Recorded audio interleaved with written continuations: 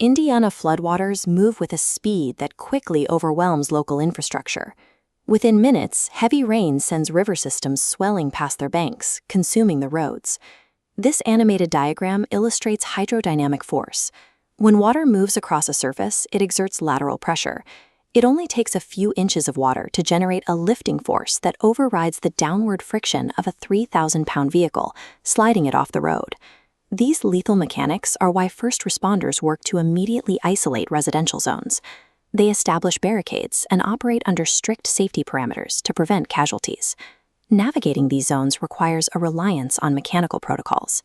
Rescuers are trained to prioritize predictable safety routines over the chaotic variables of a disaster site. That routine was exactly what a local fire crew was executing when they were dispatched for a vehicle rescue in the center of a hazardous flood zone. A rescue site environment is defined by sensory overload. There is a deafening, low-frequency roar of the churn, mixed with the sounds of heavy equipment. But a localized, high-pitched cry managed to cut directly through the noise. It was a sound that didn't belong to a human or a machine. Caught in the debris of the raging current was a tiny baby fawn, unable to climb out of the water. The presence of this live variable immediately shifted the logic of the mission. The team faced a choice between their established mechanical routine and the immediate survival of a creature they weren't sent to save. Captain Joe Sinclair, a seasoned firefighter, evaluated this disruption in real time. He knew that any deviation from the plan carried a specific, documented risk. Standard first responder mandates are clear.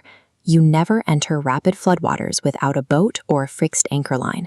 Entering the current unprotected is a direct violation of safety protocol. The brown water conceals jagged debris and heavy sweepers.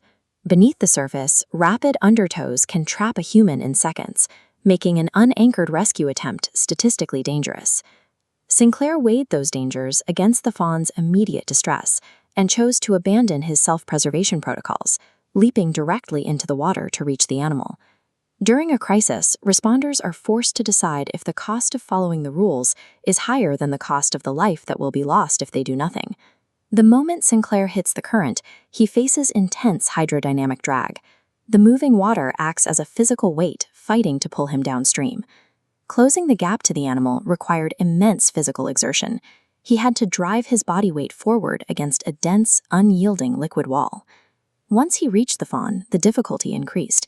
He had to secure a panicked, uncooperative animal while maintaining his own balance in a current heavy enough to sweep him away. Navigating back to the shore meant steering through debris-filled water with one arm completely occupied by the deer, leaving him without a free hand to stabilize himself. Sinclair succeeded because he adapted his training to accommodate the unpredictable movements of a wild creature, combining standard rescue mechanics with raw physical intuition. The violence of the current vanished the moment Sinclair reached dry land. The adrenaline dropped, and the immediate focus shifted to the fawn's medical needs. Survival then depended on a handoff to a controlled wildlife rescue center. In these facilities, specialized protocols manage shock. A wild prey animal requires total isolation and a quiet zone, away from human stressors, allowing its internal systems to stabilize. This structured recovery worked. Sinclair's decision to leap into the water gave the fawn the time needed to recover in a safe, quiet environment. When images of this rescue went viral, they stood out because they offered a specific counterpoint to the scale of the flooding. Amidst a massive natural disaster, a single rescuer chose to focus on the smallest available victim.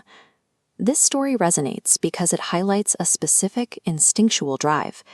Heroism is defined by that immediate choice to act when the most vulnerable cry out for help, regardless of the species or the risk involved.